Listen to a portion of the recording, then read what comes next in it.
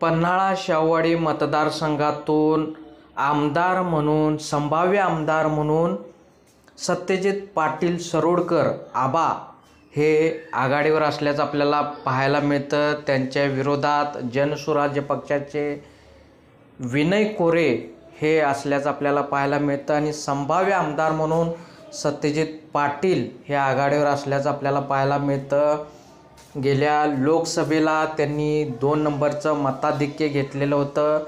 त्यांची खासदारकी ही थोडक्यात हुकलेली आपल्याला पाहायला मिळालेली होती। 4-5 हजार मतांनी सत्यजित पाटील यांचा पराभव झाला होता आणि सत्तेत नसतानाही त्यांनी केलेली विकास कामे, स्थानिक जनसंपर्क, कर्णसिंग गायकवाड याचबरोबर स्थानिक बड्या नेत्यांचा जो असलेलं पाठबळ आहे ते त्यांच्या पाठीशी असल्याचं आपल्याला पाहायला मिळतं आणि सत्तेत नसतानाही त्यांनी कार्यकर्त्यांशी ठेवलेलं नातं, जनसंपर्क, कार्यकर्त्यांचं मोठं जाळं यामुळे सत्यजित पाटील हे संभाव्य आमदार म्हणून आघाडीवर असल्याचं आपल्याला पाहायला मिळत आहे।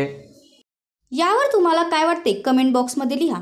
चॅनलला सबस्क्राईब केले नसेल तर नक्की सबस्क्राईब करा। जगात भारी कोल्हापुरी।